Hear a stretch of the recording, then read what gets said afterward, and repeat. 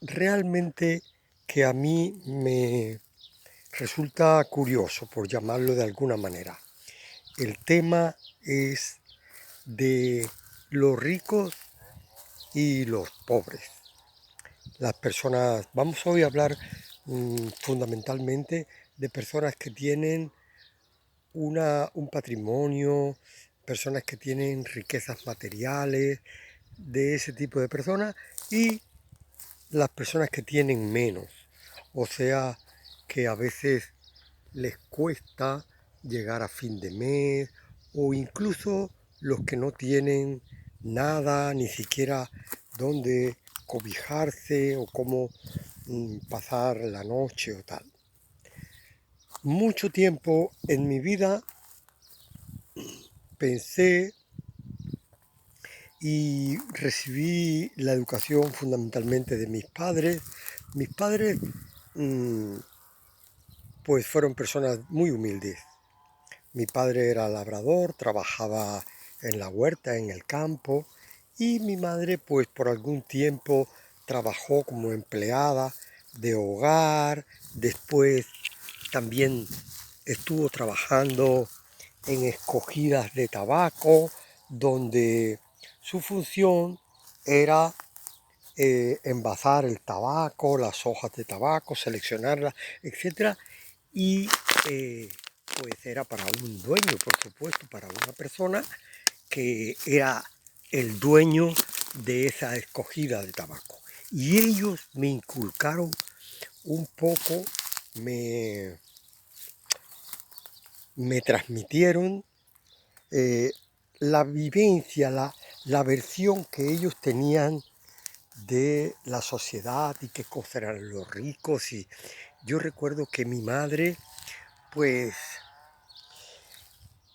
en cierta ocasión parece que el dueño, la persona donde ella trabajaba, intentó acercarse a ella sexualmente, algo de eso. Mi madre era muy guapa, era una, una morena así, muy guapa, joven, y entonces pues no es de extrañar que aquel señor que era dueño de una talabartería allá por Caibarien, en Cuba, en las provincias centrales de Cuba, pues el hombre intentó tocarla o yo qué sé, y ella se alarmó mucho, por supuesto se fue de allí, no quiso cobrar ese mes, y entonces la mujer del dueño, que seguramente tenía una idea de qué era lo que pasaba, pues le mandó a casa el dinero que ella había ganado hasta ese momento, ese mes, ya llevaba unos meses trabajando con ella y tal.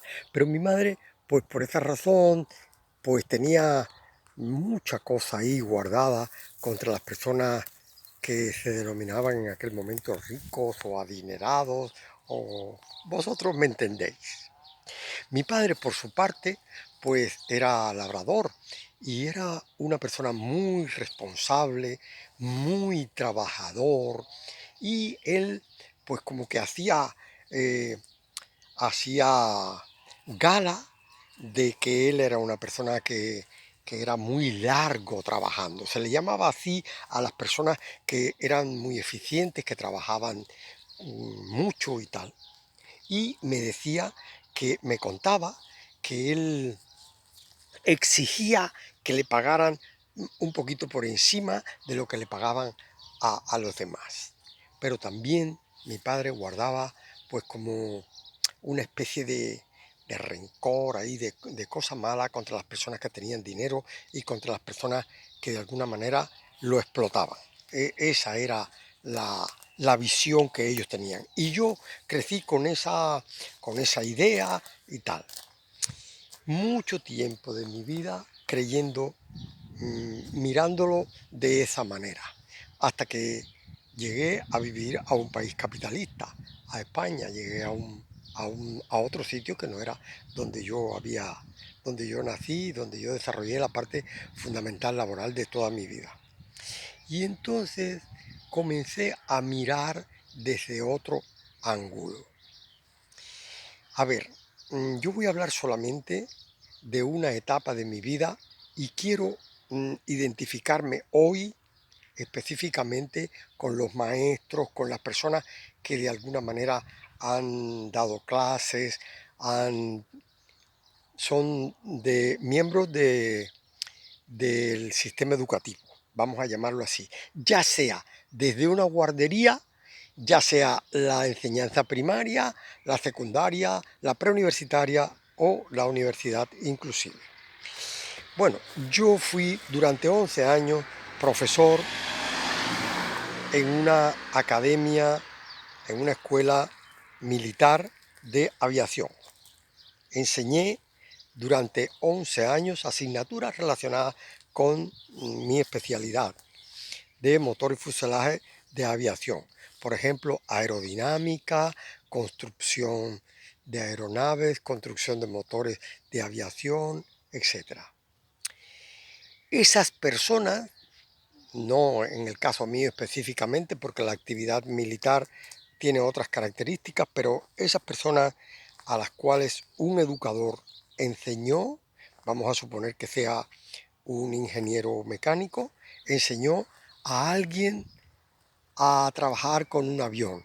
Y ese avión transportó a cientos de personas, miles de personas durante una etapa en la que ese hombre pues desarrolló su actividad. Vamos a suponer que desarrollara su actividad durante 20 años.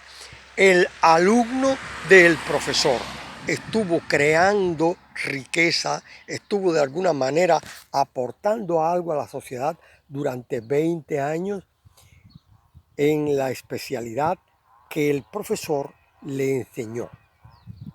Ahora imaginaros a alguien que trabajó en una guardería, un maestro que pues transmitió a sus alumnos las primeras mm, enseñanzas, por llamarlo de alguna manera, que transmitió los primeros valores y esos valores hicieron que esa otra persona que era su alumno pasara por la vida aportando a la sociedad y estuvo durante 20 años, durante 30 años. ¿No creéis vosotros que el salario digno, la remuneración digna y justa del profesor podría ser recibir algo a cambio de lo que enseñó a cada uno de sus alumnos? Vamos a suponer que yo tuviera 20 alumnos, creo que tenía más, en cada curso. 25 por ahí aproximadamente. Y vamos a suponer que tuviera un solo grupo durante un año, que eran más. Pero vamos a suponer eso, vamos a suponer que era solamente un grupo al año. Durante 11 años, 25 personas en cada grupo. Después esas personas llevaron un valor, llevaron un servicio a la población y estuvieron haciéndolo durante muchos años. Si cada una de esas personas que yo enseñé me hubiera remunerado a mí, me hubieran dado a mí una parte pequeñita de su salario, vamos a suponer que fuera el 2% o el 3 o el 5% de de lo que él ganaba durante todo el tiempo que ganaba. ¿Qué creéis que tuviera una persona que se dedicó a la educación al final de su vida? ¿No creéis que sería justo? Sí, ¿verdad? Bueno, pues quiero dejarlo ahí porque yo conozco un sistema que se basa precisamente en este principio que os acabo de comentar. Y si vosotros queréis saber un poquito más, no tenéis más que contactar al director de los estudios de grabación Delfos. Un abrazo muy fuerte, que tengáis un día fabuloso. Os quiero mucho.